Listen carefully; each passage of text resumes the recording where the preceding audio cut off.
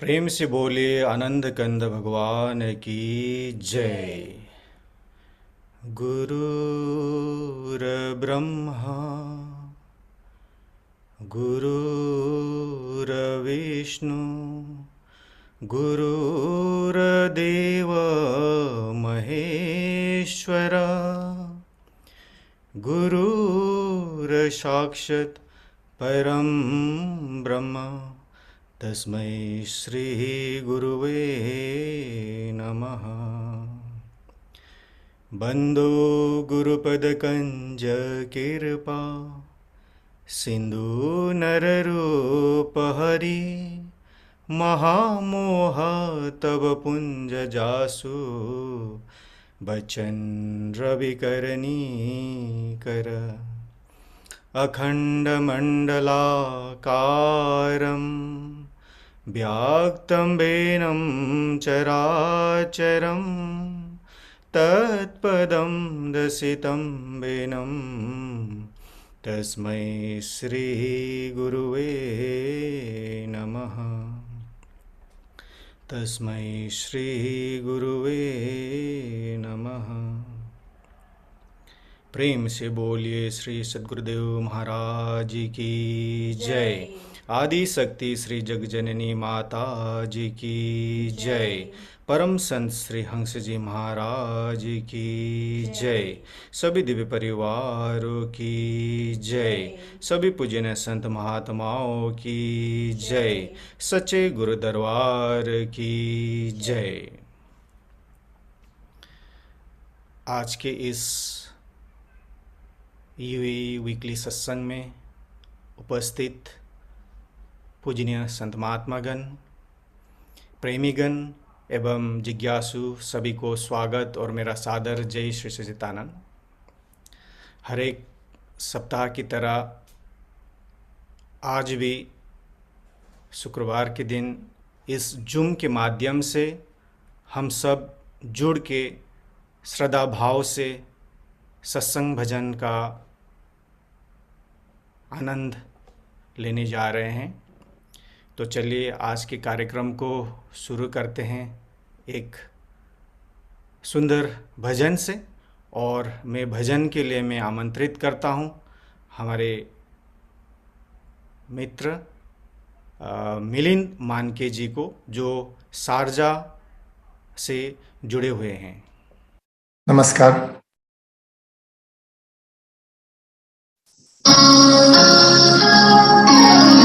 दर्शन दो घन श्याम नाथ मोरी अखियां प्यासी रे। दर्शन दो घन श्याम नाथ मोरी अखियां प्यासी रे। दर्शन दो घन श्याम मन मंदिर की ज्योति जगा दो। मन मंदिर की ज्योति जगा दो। घट घट वासी रे। दर्शन दो घन श्याम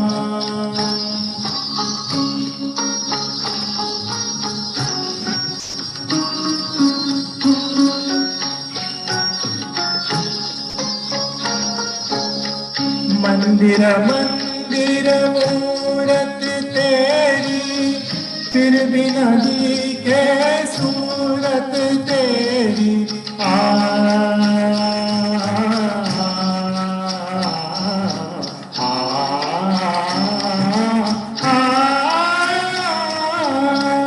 मंदिर मंदिर मूरत तेरी फिर भी न दिखे सूरत तेरी।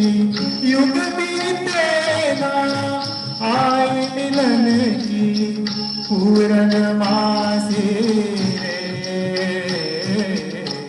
दर्शन दो घन श्याम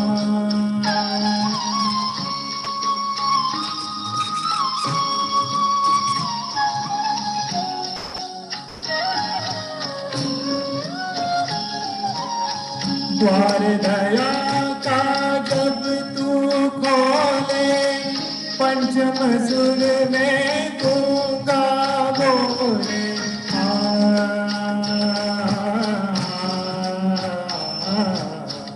द्वार दया का जब तू खोले पंचम सुर में गूंगा बोले अंधा देखे लंगड़ा चल कर पहुँचे काशी रे दर्शन दो घनश्याम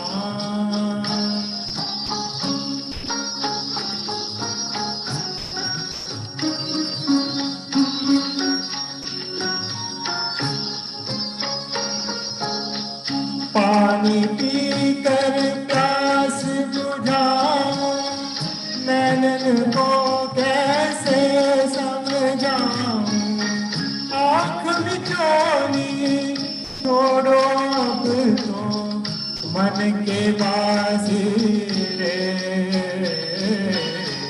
दर्शन दो घनश्याम नाथ मोरी अखियाँ प्यासी रे दर्शन दो घनश्याम। नमस्कार, धन्यवाद। प्रेम से बोलिए आनंद कंद भगवान की जय। आदि शक्ति श्री जगजननी माता जी की जय। हमारे मिलन मानकी जी को अति सुंदर भजन प्रस्तुत करने के लिए बहुत बहुत आभार और धन्यवाद आपको प्रकट करना चाहते हैं। भविष्य में भी आप आके ऐसे ही मधुर भजन सुनाते रहेंगे, तो इसकी आशा रखते हैं हम। तो अभी सत्संग होगा, सत्संग के लिए हम लोग चलते हैं लखनऊ, इंडिया। हमारे पूजनीय महात्मा अंगिराबाई जी को मैं अनुरोध करता हूं अपना सत्संग विचार हमारे समक्ष रखने के लिए। गुरुर्ब्रह्मा गुरुर्विष्णु गुरुर्देवो महेश्वर गुरुर् साक्षात् परं ब्रह्म तस्मै श्री गुरवे नमः।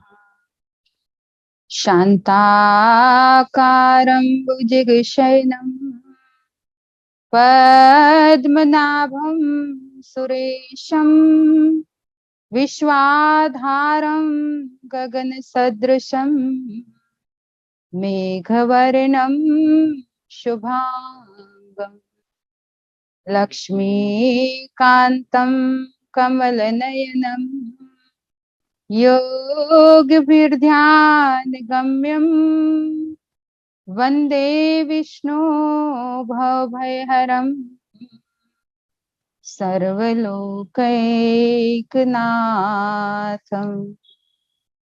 एकं नित्यं विमलचलं सर्वधी साक्षिभूतं भावातीतं त्रिगुणरहितं सद्गुरुं तं नमामि।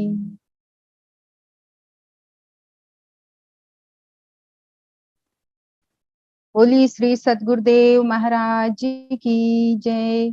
आदि शक्ति जगत जननी श्री माता जी की जय।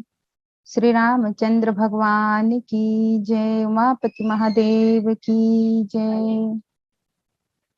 प्रेमी सज्जनों, आदरणीय भक्तिमती माताओं तथा बहनों, सभी जूम के द्वारा इस यूएई वीकली सत्संग में जुड़ करके अनेक सुंदर सुंदर भजनों से लाभ प्राप्त कर रहे थे। अभी अभी भजन सुना, दर्शन दो घनश्याम नाथ मोरी अखिया प्यासी रे,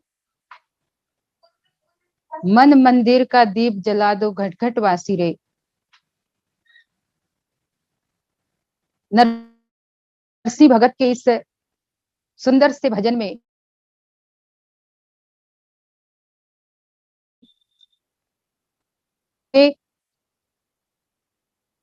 एक भक्त का प्रभु के प्रति, उनके दर्शनों के प्रति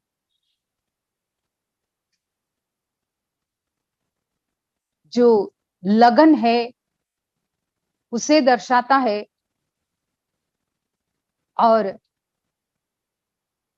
आज मैं दिन में भी सत्संग सुना रही थी तो उसमें भी वही प्रसंग आया कि जब भगवान शंकर मां सती को लेकर के कुंभज ऋषि के आश्रम में सत्संग सुनने, कथा सुनने जाते हैं और वापस लौटते समय भगवान शिव मन मन में यही विचार करते हुए चल रहे हैं, वन से प्रसार हो रहे हैं कि ये वही समय है त्रेतायुग का जहां मेरे प्रभु, मेरे इष्ट राम इसी वन में कहीं भ्रमण कर रहे हैं। अगर मैं उनके एक झलक पा लेता, अगर यहां से वापस अपने भवन जाने के रास्ते में मुझे प्रभु के कहीं जरा से दर्शन हो जाते तो मैं अपने आप को बड़ा सौभाग्यशाली समझूंगा। उसमें लिखा है कि मन में तो ये डर है कि भगवान जो अपने अवतार को गुप्त रखे हुए, क्योंकि महापुरुष इस संसार में आते हैं तो अपने आप को भगवान के रूप में प्रकट नहीं करते, वो तो भक्त ही अपने साधना से उन्हें पहचानते हैं, पर सभी के सामने वो अपने अवतार को, अपनी ईश्वरीय शक्ति को प्रकट नहीं करते। तो भगवान शिव हृदय में विचार करते हैं कि अगर मैं यूं ही अगर उनके सामने चला जाऊंगा और उनको प्रणाम करूंगा, उनके दर्शन करूंगा, तो उनका वो गुप्त रहस्य लोगों के सामने आ जाएगा और ये मैं नहीं चाहता, क्योंकि महापुरुष मर्यादा से बंधे हुए होते हैं।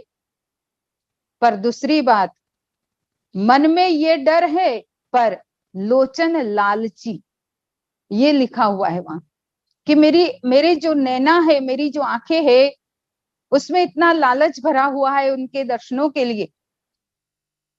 तुम महापुरुषों के दर्शन का, सगुण साकार अवतारी पुरुष के दर्शनों का महत्व भगवान शिव भी दुनिया के सामने रखते हुए अपनी लोचन को, अपनी आंखों को कहते कि लालची है ये दर्शनों के लिए, इसे दर्शन चाहिए सगुण की।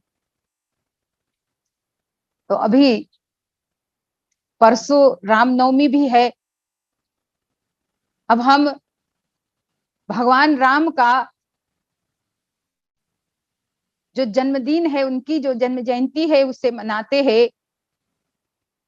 पर उस समय भगवान शिव को तो उनके दर्शनों की बड़ी लालच थी, लेकिन माता सती वो भगवान के स्वरूप को नहीं पहचान पाए, भगवान के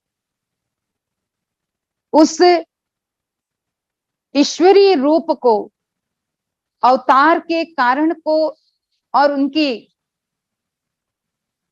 महिमा को नहीं समझ पाए, नहीं पहचान पाए, जिसके कारण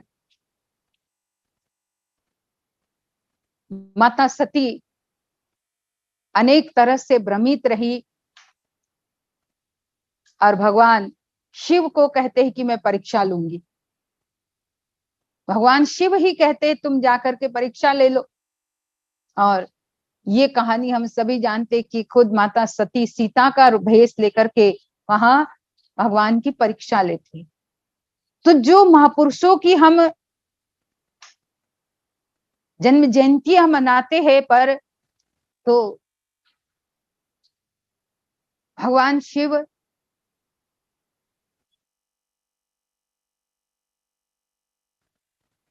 वो तो देवाधिदेव महादेव, उन्होंने तो बड़े प्रेम से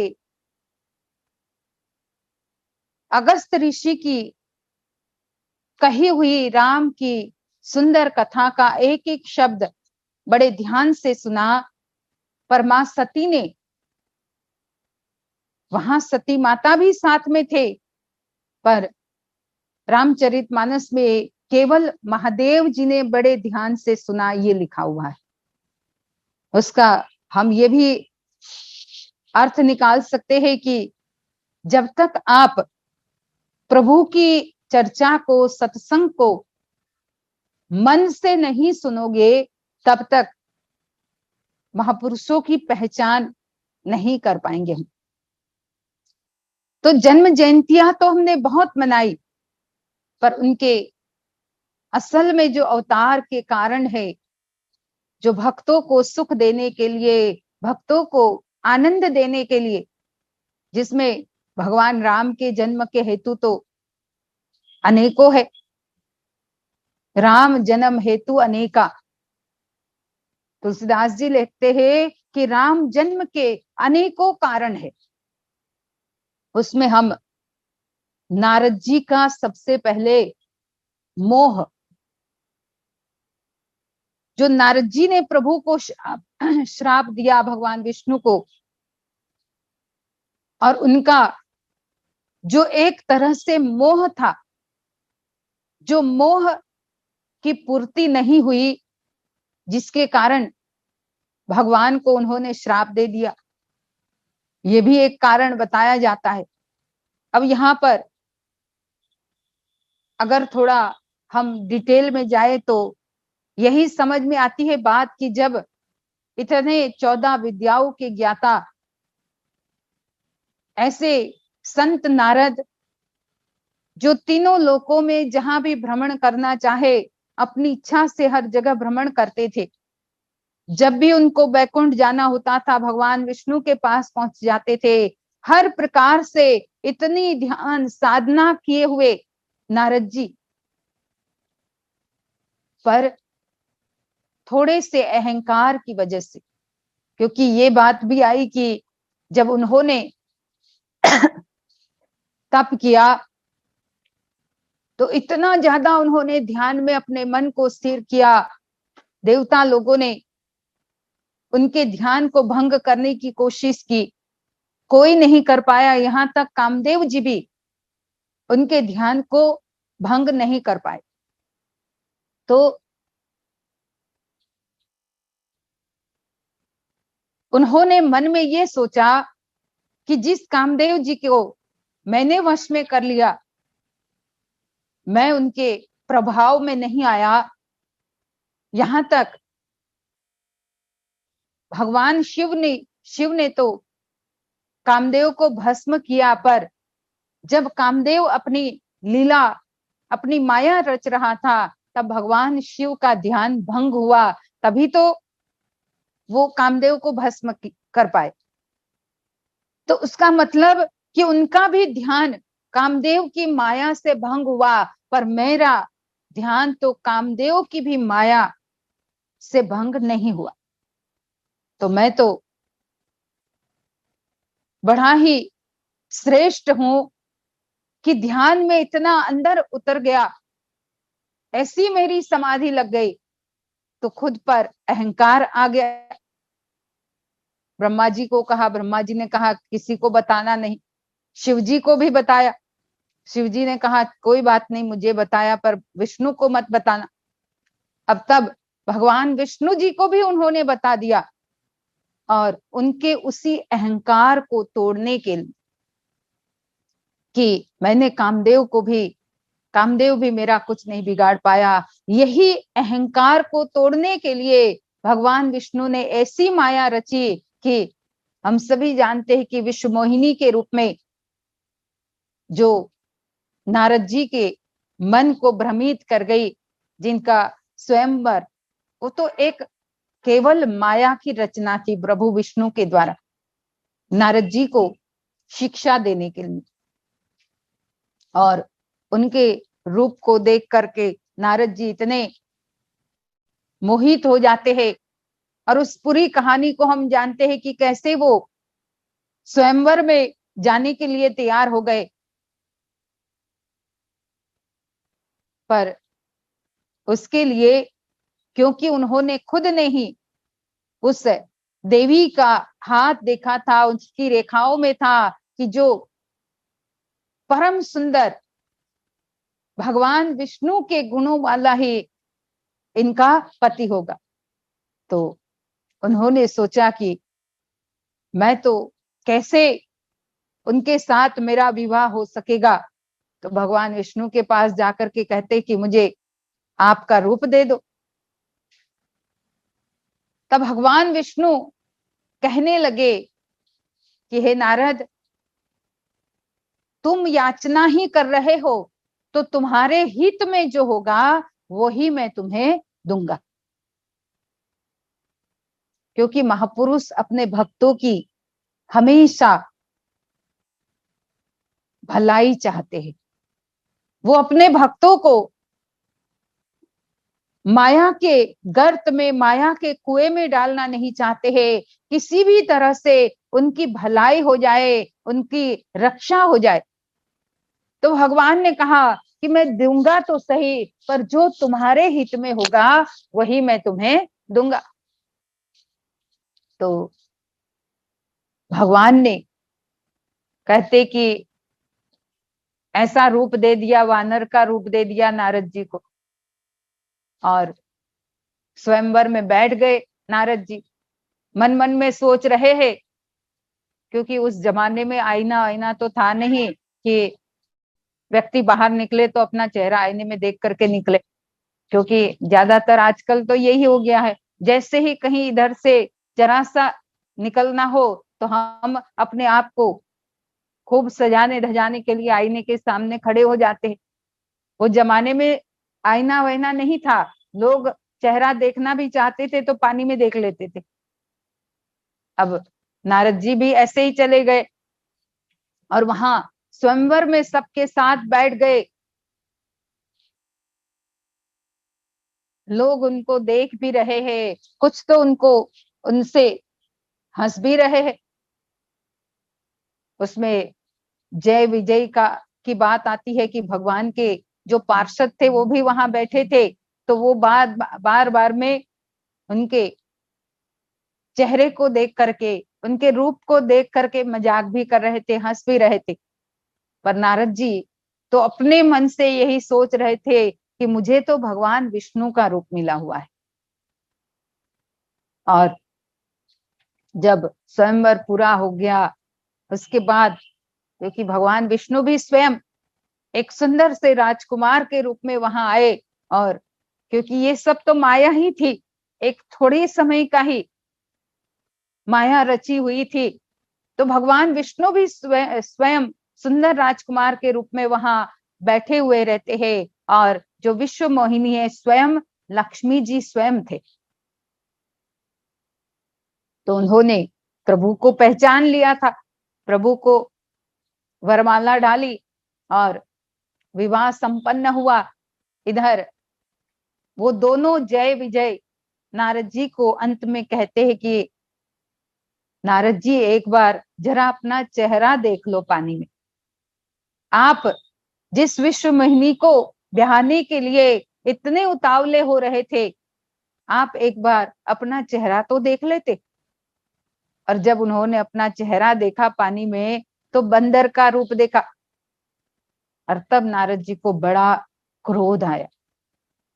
जिन्होंने कामदेव को भी वश में कर लिया था, यहाँ काम के कारण, उस विश्व मोहिनी के माया के कारण वो भगवान को भी,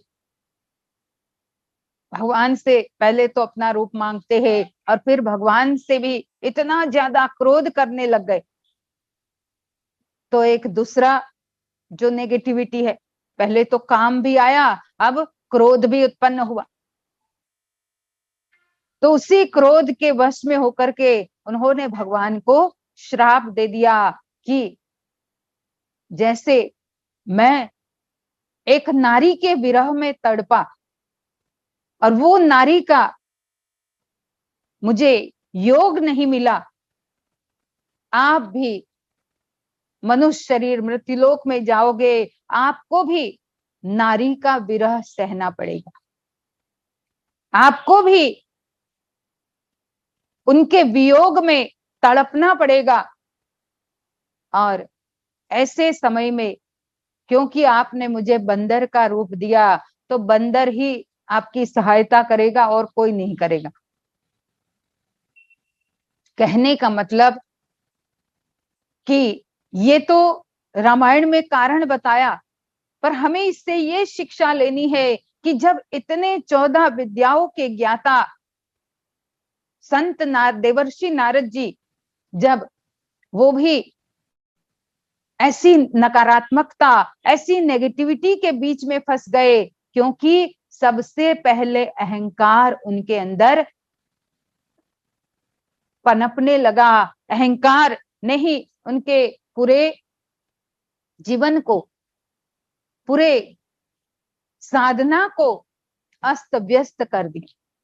तो कई बार हम सोचते भाई हम तो बहुत पुराने हैं, हम तो इतना ध्यान करते हैं, पर ये मन का कोई भरोसा नहीं है। इसीलिए कभी भी मन में अहंकार को प्रवेश नहीं करने देना है, क्योंकि अहंकार फिर कामना उत्पन्न करता है, कामना से क्रोध उत्पन्न होता है, तो एक के बाद एक फिर हमारे और नेगेटिविटी अंदर आने लगती है। तो संत ज्ञानी हमें यही समझाने के लिए कि महापुरुषों का अवतार तो चलो एक कारण था उनका, नारद जी का श्राप, पर उसके साथ साथ उस कहानी से हमें भी अपने जीवन में खुद पर कुछ ऐसी शिक्षा ग्रहण करते हुए मन पर अंकुश लगाने की जरूरत है। जिसके मन पर अंकुश है, जिसके मन पर अपना कंट्रोल है, जिसका मन अपने वश में है, तो वो व्यक्ति सच्चा सेवक बन करके अपने इष्ट के चरण कमलों में हमेशा समर्पित रहता है, उनकी हर आज्ञा में ही अपना भला समझता है। तो आगे अभी हमारी अंजिता बहन जी एक भजन सुनाएंगी, हम उनके भजन को सुनेंगे। उपस्थित सभी संत महात्माओं को प्रणाम और सादर जैसे स्थानन, और सभी प्रेमी भक्तों को भी सादर जैसे स्थानन। प्रेम से बोलिए श्री आनंद कंद भगवान की जय। आदि शक्ति श्री जगजननी माता जी की जय। सभी हंस महान विभूतियों की जय। मानव धर्म की जय।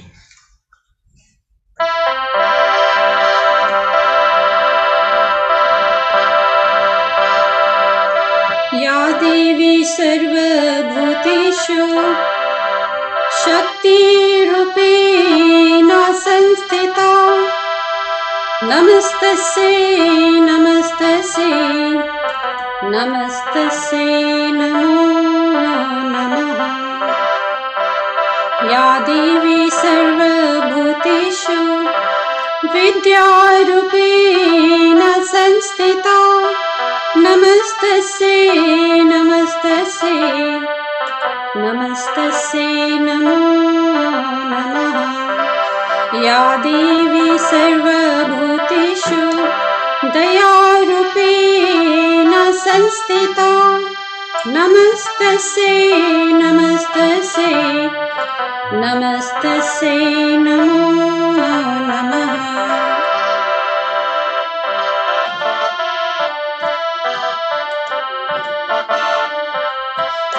माता तेरी चरणों की,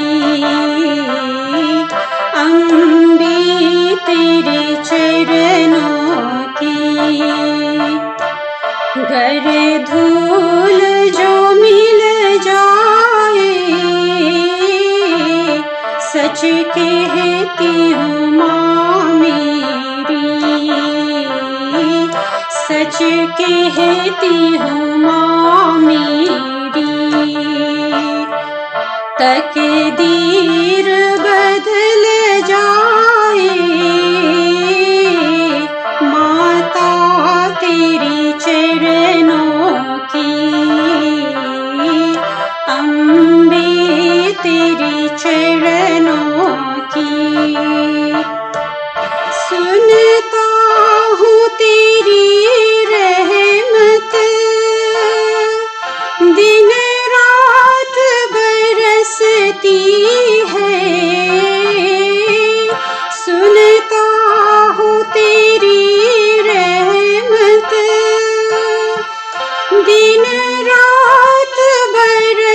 बहती है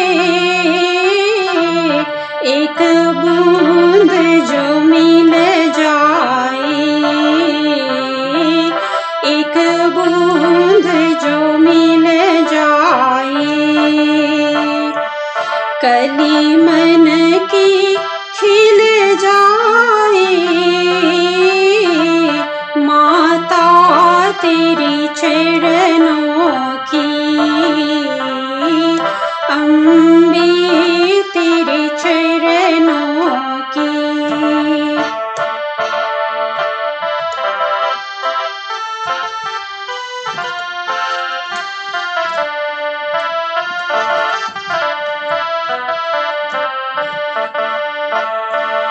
यह मन बड़ा चंचल है, तेरा भजन नहीं करता, ये मन बड़ा चंचल है, तेरा भजन नहीं करता, जितना इसे समझाऊं, जितना इसे समझाऊं, उतना ही मचल जाए, माता तेरी चरणों की, अम्बे तेरे चरणों की।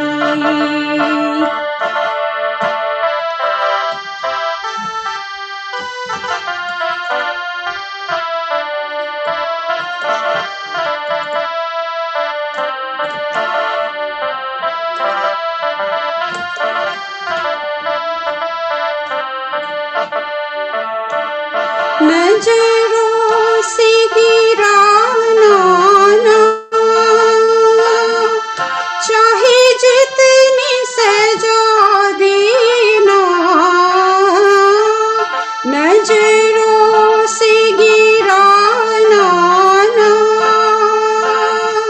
चाहे जितनी सजा देना, नजरों से जो गिर जाए, नजरों से जो गिर जाए, मुश्किल है संभल पाना, माता तेरी चरणों की, अम्बे तेरे चरणों की।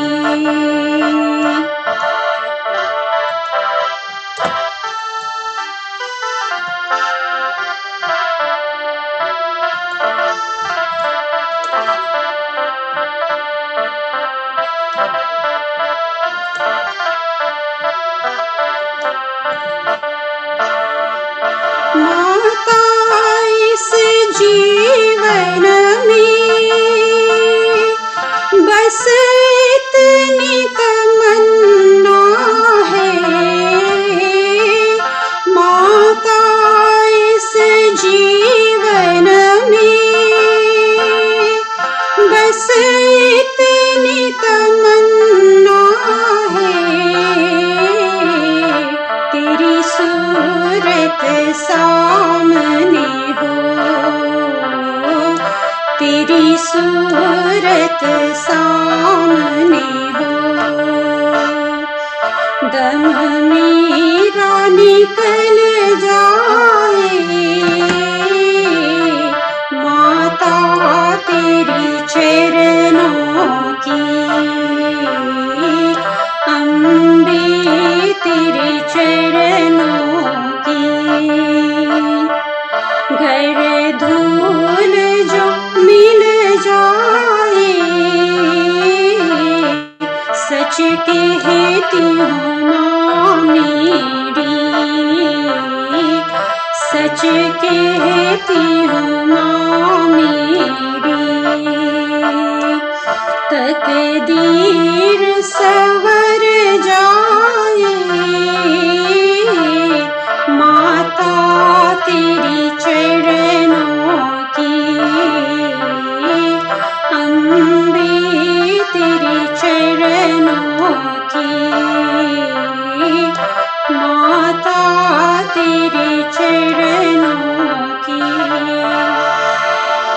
प्रेम से बोले श्री आनंद कंद भगवान की जय। आदि शक्ति श्री जगजननी माता जी की जय।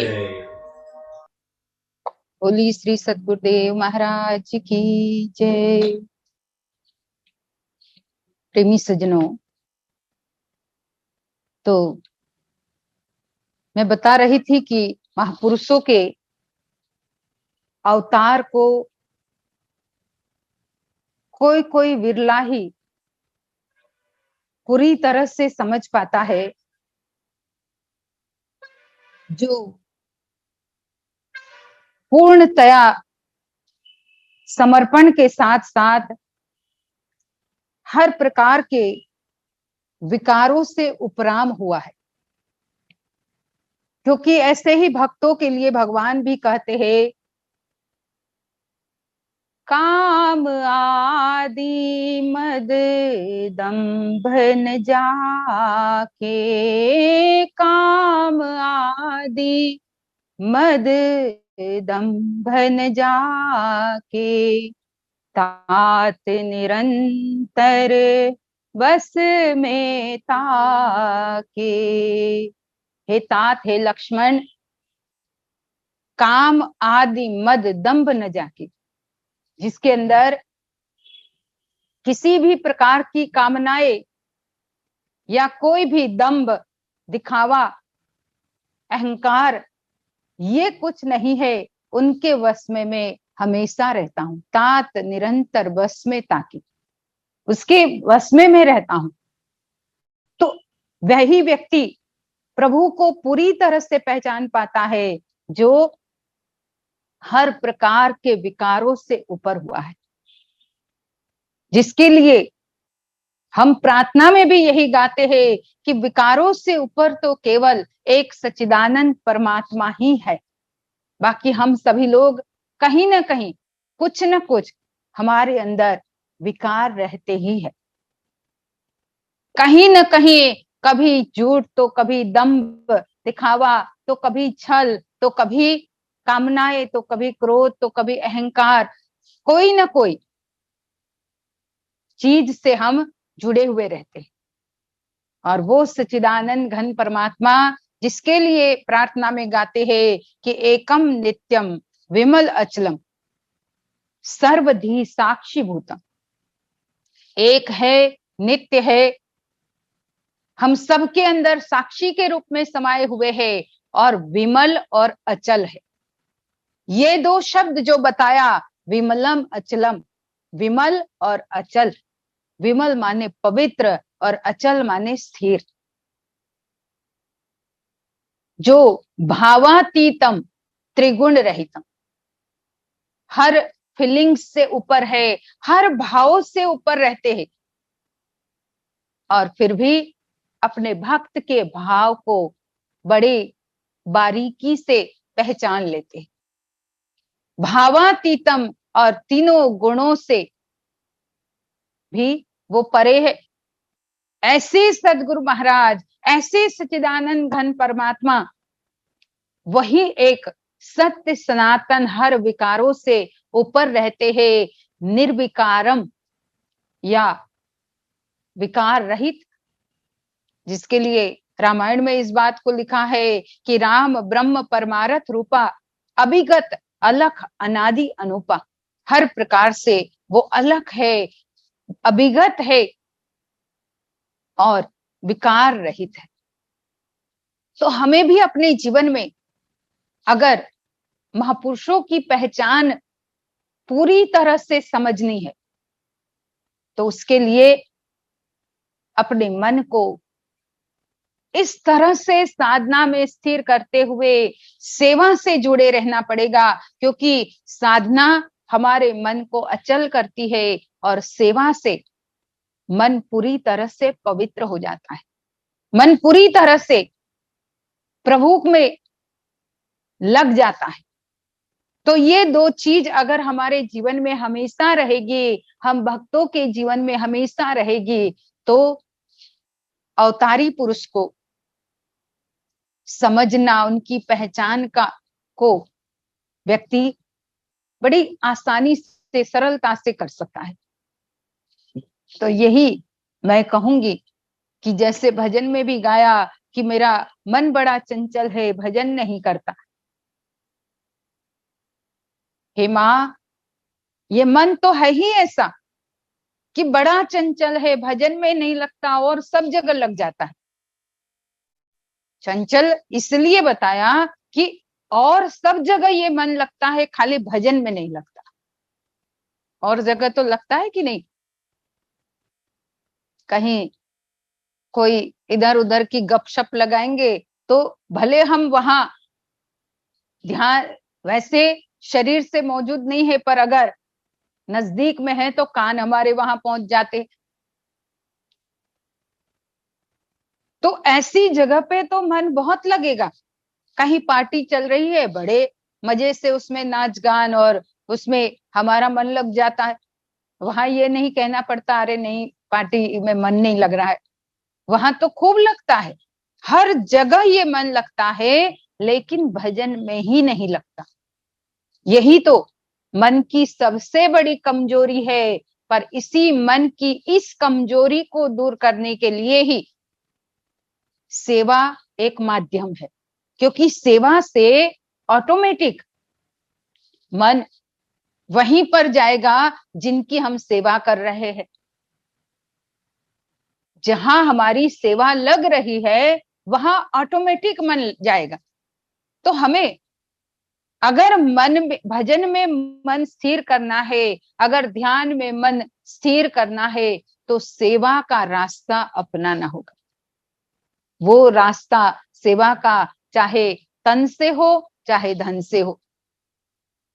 वैसे तो दोनों की तरफ से पूरा पूरा सहयोग, 10वां हिस्सा होना चाहिए। तन का भी 10वां हिस्सा, मतलब हमारे समय का 10वां हिस्सा इस तन से सेवा करते हुए निकालना चाहिए, और धन का भी 10वां हिस्सा सेवा में लगना चाहिए। अगर सेवा हम पूरी तरह से समर्पित होकर के तन और धन से करते हैं, तो ये मन की कोई मजाल नहीं है कि वो भजन में न लगे। फिर ये कंप्लेन ही हमारी हट जाएगी कि हे माँ, ये मन बड़ा चंचल है, तेरा भजन नहीं करता। ये हमारी जो कंप्लेन रहती है, यही हमारी दूर हो जाएगी। तो हम इस रामनवमी के इस पवित्र दिनों में, जो नवरात्रि के दिन होते हैं, जहां माँ आदिशक्ति की पूजा की जाती है, साथ साथ में अनेकों जगह प्रभु राम की पूजा लोग करते हैं, क्योंकि राम जी के प्रकट होने का दिन नजदीक आता है। तो रामनवमी से पहले राम जी के स्वागत के लिए भक्त लोग अपने आप को तैयार रखते हैं। तो राम जी की कथा भी अनेकों जगह होती, पर हमें भले राम के रूप में उनको पूजो, भले कृष्ण के रूप में उनको पूजो, भले माँ के रूप में उनको पूजो, लेकिन सबसे पहले उनकी पूरी तरह से पहचान करते हुए तन धन से सेवा करके उनमें हमारा मन लगना चाहिए। अगर ये लगता रहेगा तो माँ आदिशक्ति वो भी बड़े दयालु, इतना उनका हृदय अपने भक्तों के लिए कोमल रहता है, अपने संत अपने जीवों के लिए इतना उनका मन मृदु मक्खन की तरह होता है कि वो अपने भक्त को दोनों हाथ फैला करके अपने गले लगा लेती। जैसे माँ होती है, अगर बच्चा खेलते खेल खेल के आया, दौड़ के माँ के पास आता है, तो माँ सीधा दोनों हाथ अपना फैला देती है और उस बेटे को, अपने बच्चे को अपने गले से लगा लेती है। अब शरीर को जन्म देने वाली माँ जब इतना प्यार कर सकती है, अपने बच्चे को पूरी तरह से दोनों बाहें फैला करके अपने सीने से लगा देती है, तो वो जो माँ जिन्होंने ये जगत की रचना की है, जिन्होंने हम सभी लोगों को इस संसार में बनाया है, जिनकी शक्ति के द्वारा ये सृष्टि चल रही है, वो माँ अगर उनकी तरफ भी हम दौड़ लगाएंगे, जैसे बच्चा दौड़ लगा के माँ के पास आता है तो माँ अपनी बाहें पसारती है, इसी तरह से हम भी अगर उनके तरफ दौड़ लगाएंगे तब तो वो हमारे लिए दोनों बाहें फैला करके खड़ी रहेगी। लेकिन हम दौड़ ही तो नहीं लगाते उनकी तरफ, दौड़ तो लगती है लेकिन अपोजिट साइड, माँ की तरफ नहीं, माया की तरफ लगती है। ये माँ के बाद जो या शब्द लग जाता है हमारे जीवन में, हम माँ की तरफ दौड़ लगाना हमें चाहिए था, लेकिन माया की तरफ हमारा दौड़ लगना शुरू हो जाता है। और माया प्यारी लगती है, माया के प्रति दौड़ लगाओगे तो माया भी अपना हाथ फैला करके हमें अपने आगोश में ले लेगी और हम फिर उसी माया के पति बन जाएंगे, उसी माया के पीछे भागने लग जाएंगे। तो हमारे ज्ञानी कहते हैं कि माया की तरफ दौड़ न लगा करके माँ की तरफ, उस आदि शक्ति जगदम्बा जगत जननी की तरफ अपनी दौड़ हमें लगानी है।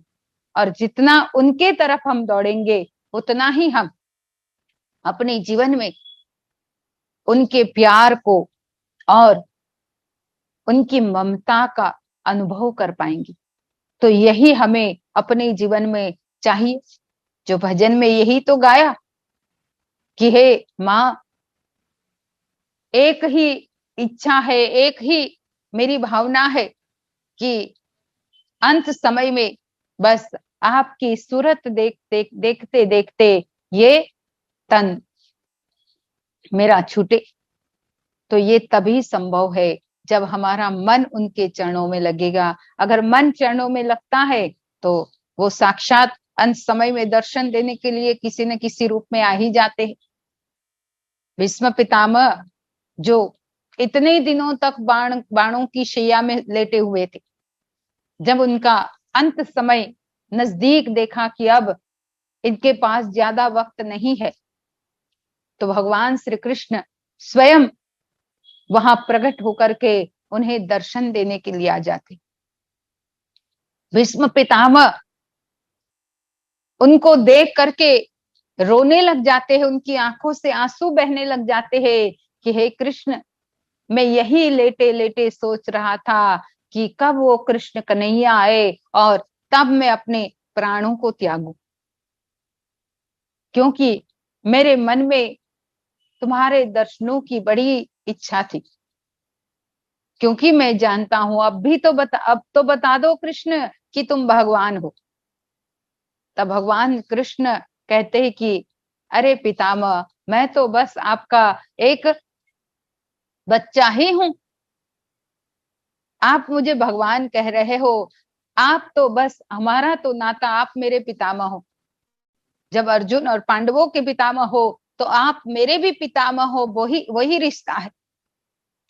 और अपने आप को छुपाते हुए भी भीष्म पितामह को भगवान ने अंतिम समय में दर्शन दे दी।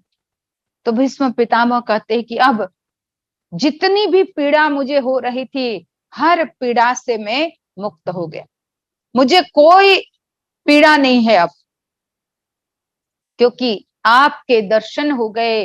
अब मैं इस शरीर को, इस भौतिक जगत को बड़ी सरलता से त्याग दूंगा। कहने का मतलब कि ये तभी संभव होता है कि जिनके प्रति हमारा मन लगा रहे। भीष्म पितामह तो नहीं तो बाणों की सैया पर कितने दिनों से सोए हुए थे, वैसे थोड़ी ना कृष्ण भगवान के साथ साथ थे, पर उनका मन उनके साथ था। तो ये बहुत जरूरी है कि हम भी अपने मन को अपनी आदि शक्ति जगत जननी भवानी माता के चरण कमलों में, परम प्रभु परमात्मा सदगुरुदेव भगवान के चरण कमलों में लगा के रखे और उसी के लिए ये तन धन से सेवा करने का जो मैंने माध्यम बताया कि भाई वो रास्ता है, उसी से हम मन को स्थिर और अचल कर सकते हैं। तो अवश्य हम सभी लोग यही गुरु महाराज जी से प्रार्थना करें, प्रभु से प्रार्थना करें, माँ जगत जननी से प्रार्थना करें कि हमेशा हम तन धन से खूब आपके चरणों की सेवा करेंगे, क्योंकि यही तो हम हमेशा गाते भी रहते आरती में। दो माँ विरल भक्ति, दो चरणन सेवा, मैया दो चरणन सेवा, जिन चरणों की सेवा करे ऋषि मुनि देवा, जय जग जननी माता। यही गाते हैं हम कि हे माँ, आप चरण कमलों की सेवा दो, और इन्हीं चरण कमलों की सेवा तो ऋषि मुनियों ने की, तो भाई हमें उनकी चरण कमलों की सेवा का मौका मिल रहा है, तो हमारा बहुत बहुत बहुत भाग्य है। तो ऐसे तन धन से गुरु महाराज जी की सेवा करते हुए, कभी अपने मन को न चुराते हुए सेवा से जब हम आगे बढ़ेंगे, तो हमारा मन स्वतः ही प्रभु में, भजन में लगेगा। तो इतना कहते हुए मैं अपने विचारों को विराम देती हूँ। सभी लोगों को पहले ही एडवांस में रामनवमी की बहुत बहुत शुभकामनाएं। और कुछ कुछ प्रेमी लोग इसमें जुड़े हुए हैं, वो हमें हरिद्वार में मिलेंगे भी, हरिद्वार में भी साथ में रहेंगे, मिलेंगे, और गुरु महाराज जी के हमारे और भी अन्य दिव्य विभूतियों के दर्शनों का लाभ मिलेगा। और खास करके इसीलिए आज लोग भी कम ज्वाइन हुए हैं, क्योंकि काफी लोग अभी ट्रेन में सफर कर रहे हैं। जो दूर दूर से आएंगे तो अभी से ही बैठे हुए हैं ट्रेन में। यहाँ से भी काफी लोग निकल गए हैं ट्रेन में, आज निकले हुए हैं, कोई कल निकलेंगे, कोई परसों निकलेंगे। तो इसीलिए भी काफी लोग नहीं जुड़े हुए हैं, पर फिर भी आप सभी लोग जितने भी जुड़े और सत्संग को सुना, बहुत बहुत धन्यवाद। और हमारे अंजिता बहन जी को और हमारे मिलिंद भाई को भी बहुत बहुत धन्यवाद। गुरु चरण कमल वंदना किसने गाई मुझे नहीं पता है, तो उनको भी बहुत बहुत धन्यवाद। और अब छोटी सी प्रार्थना होगी, उससे पहले कोई सूचना होगी तो हम आकाश भाई के द्वारा सूचना प्राप्त करेंगे। बोली श्री सद्गुरुदेव महाराज की जय। प्रेम से बोले आनंद कंद भगवान की जय। हमारे पूजनीय महात्मा मीराबाई जी को अति मार्मिक सत्संग विचार हमारे समक्ष रखने के लिए बहुत बहुत आभार और धन्यवाद। वैसे ही हमारे मिलन भाई और अजिता जी को भी अति सुंदर भजन प्रस्तुति के लिए बहुत बहुत धन्यवाद। आप सबको एक सूचना देना चाहते हैं। वैसे भाई जी ने ऑलरेडी बता दिया आपको। बैसाखी का पर्व ये आने वाला अप्रैल 12, 13 और 14 को होने जा रहा है। जो ये लाइव प्रोग्राम वहाँ पे जाके फिज़िकली देख नहीं सकते, उनके लिए ये प्रबंध किया गया है। साधना चैनल से भी सीधा प्रसारण होगा शाम को इंडिया टाइम 7:30 to 9:30। वैसे ही करके मानव धर्म यूट्यूब चैनल और मानव धर्म फेसबुक और मानव धर्म ऐप में भी लाइव होगा ये कार्यक्रम, तो उसका भी आप आनंद ले सकते हैं। आप नोट करिएगा 12, 13 और 14 अप्रैल को ये सद्भावना सम्मेलन बैसाखी पर्व का सीधा प्रसारण होगा साधना चैनल और मानव धर्म के पूरे सोशल नेटवर्क पोर्टल पे।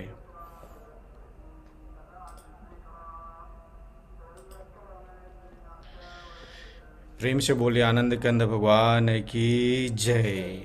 आज के कार्यक्रम को यहीं पर समाप्त करते हैं। छोटी सी वंदना से मैं बाई जी को अनुरोध करता हूँ प्रार्थना के लिए। त्वमेव माता च पिता त्वमेव, त्वमेव बन्धुश्च सखा त्वमेव, त्वमेव विद्या द्रविणं त्वमेव, त्वमेव सर्वं मम देव देव, त्वमेव सर्वं मम देव देव, त्वमेव सर्वं गुरुदेव देव। भक्तिदान मोहे दीजिए गुरुदेवन के देव, और नहीं कछु चाहिए निश दिन चरणन सेव। बार बार वर मांग हूँ, हर्ष देहु श्रीरंग। पद सरोज अन पायनी, भक्ति सदा सत्संग।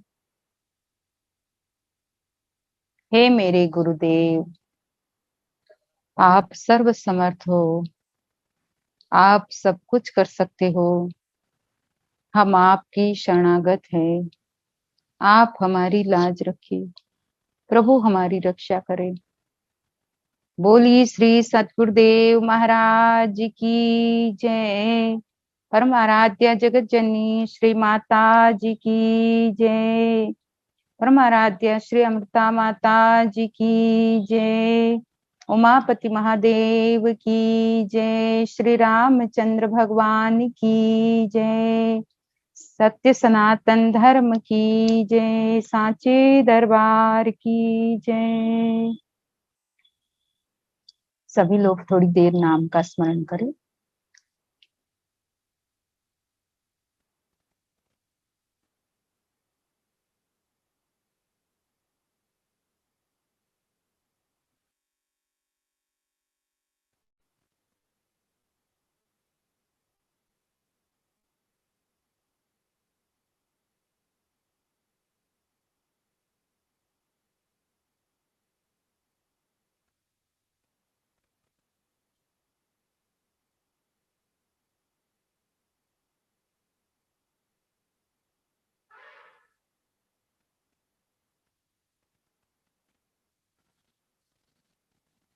बोलिए आनंद कंद भगवान की जय।